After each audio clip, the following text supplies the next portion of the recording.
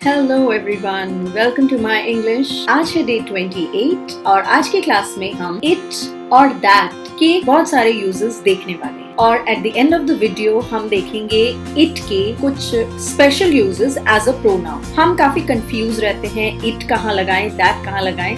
दो हमने प्रोनाउंस की क्लास में इस बात को काफी हद तक सॉल्व करने की कोशिश करी है, बट आज हम इट और दैट के और भी मिसलेनियस यूजेस देखने वाले हैं। So let's get started with day 28.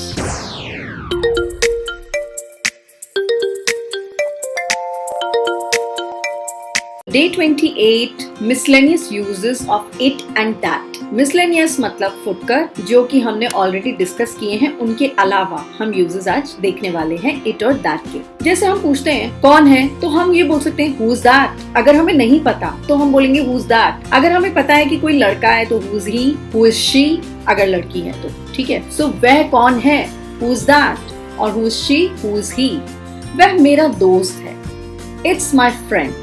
जब हम दैट का आंसर देते हैं तो हम इट में दे सकते हैं, बट जरूरी नहीं है कि हम हमेशा ही इट में दें, हम दैट भी बोल सकते हैं। सो फर्स्ट यूज इज कि जब हम दैट का आंसर दे रहे हैं तो हम इट में दे सकते हैं। ओके, इट्स माई फ्रेंड, वह मेरा दोस्त है।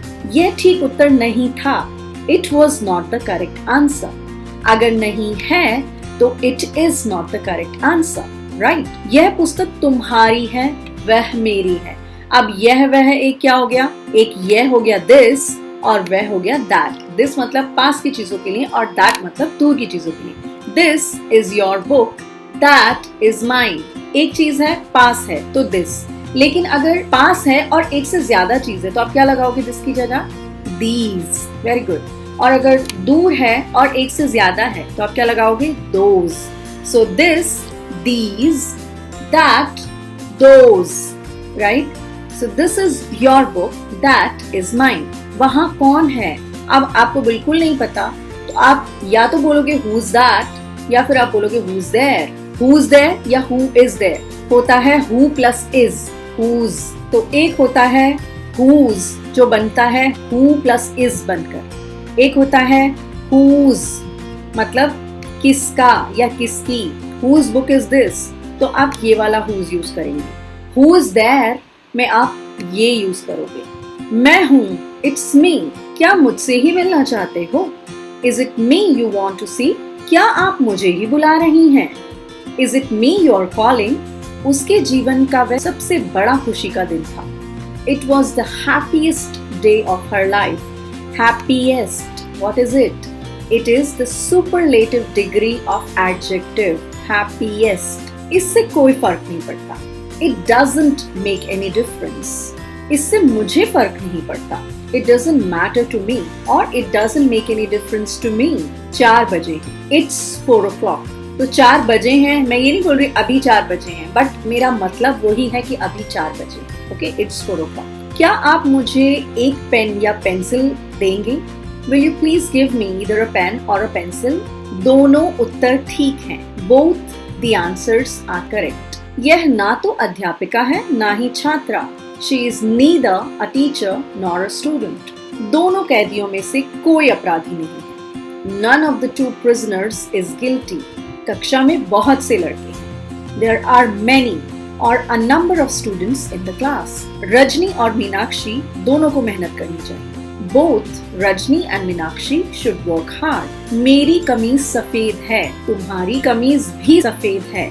मेरी कमीज सफेद है, My shirt is white। तुम्हारी कमीज भी सफेद है तो आप लिखोगे too। Your shirt is white too। मेरा कोट काला नहीं है, तुम्हारा कोट भी काला नहीं है। So my coat is not black and your coat is not black either। So भी को हम even, to या either से ट्रांसलेट कर सकते हैं। अब देखिए, यहाँ के दृश्य सुंदर हैं। The scenery here is nice। Nice की जगह आप beautiful या lovely दोनों चीजें कह सकते हैं। मैंने इस पुस्तक को 2/3 पढ़ लिया है। I have finished 2/3 of this book। Magistrate ने उसकी गिरफ्तारी का आदेश दिया। The magistrate ordered his arrest। जब मैं मुंबई जाऊंगा तो उसे मिलूंगा। I'll see him when I go to Mumbai। मैंने खाना खा लिया है। I have had my food। और I have had my meals. समय कीमती है. Time is money. क्या तुम्हें 100 रुपए का मासिक भत्ता मिला? Did you get a monthly allowance of 100 rupees? मैं 45 बरस का हूँ. I'm 45. अब क्या किया जा सकता है? What can be done now? What's to be done now? मेरे दोनों हाथ जख्मी हो गए हैं. Both my hands have been injured. मैंने चित्रकला छोड़ दी है. I've given up painting. Given up, छोड़ दी.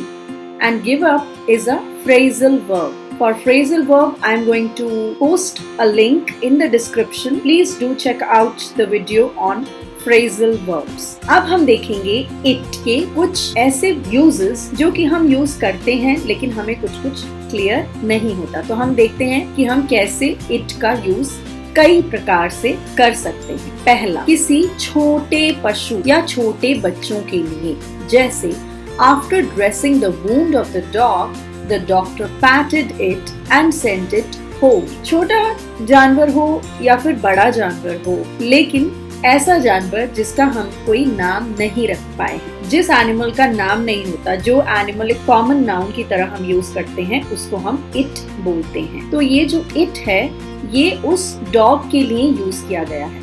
उसे डॉक्टर ने उसे थपथपाया. सो कुत्ते के जख्म पर पट्टी करने के बाद डॉक्टर ने उसे थपथपाया और घर भेज दिया. अब देखते हैं चाइल्ड यानी कि छोटे बच्चे के लिए हम इट का प्रयोग कैसे करते हैं. यहाँ पर हमने इट क्यों यूज किया? हमें चाइल्ड का जेंडर नहीं मालूम. क्या चाइल्ड एक लड़का है, क्या चाइल्ड एक लड़की है? क्योंकि अगर वो मैन होता है तो इट्स क्लियर कि वो पुलिंग है. अगर फीमेल होता है, वुमन होता है, तो again it becomes clear. But child से नहीं पता चलता कि उसका जेंडर क्या है, राइट? सो इसलिए हम उसकी जगह इट लगा लेते हैं. Okay, as soon as the child saw its mother, it jumped towards her. So जैसे ही बच्चे ने अपनी माता को देखा, वह उसकी तरफ लपक पड़ा या पड़ी. We don't know for sure. Hindi में तो फिर भी हम लिंग का पता लगा लेते हैं, but in English it is very difficult to make out the gender of the child with just the word child. अगर हम किसी नाउन या प्रोनाउन पर जोर देते हैं, तब भी हम इट का प्रयोग करते हैं. जैसे it was Gandhi ji who started the civil disobedience movement. वो गांधी जी ही थे जिन्होंने नागरिक अवज्ञा आंदोलन चलाया था. ठीक है, तो हम गांधी जी पर जोर दे रहे हैं, या गांधी जी ने ही नागरिक अवज्ञा आंदोलन चलाया.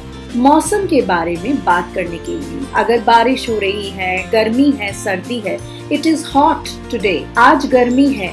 इट इज कोल्ड, आज सर्दी है. इट इज रेनिंग आउटसाइड, बाहर वर्षा हो रही है. यह हो रही है या यह गर्मी है कहने के लिए नहीं, बट किसी मौसम को बताने के लिए भी हम इट का प्रयोग करते हैं ऑब्जेक्ट के रूप में. ऑब्जेक्ट कहाँ आता है? सेंटेंस के एंड में.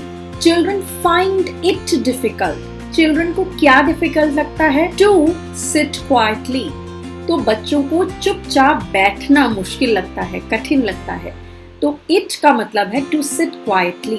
सो इट इज द ऑब्जेक्ट. पहले हुई बात के लिए, जो प्रीवियसली कोई बात हो गई हो, he was wrong and he realizes it. वो गलत था और वो इस बात को महसूस करता है. इस वाक्य में इट का प्रयोग he was wrong के लिए किया गया. So I hope this lesson was useful for you.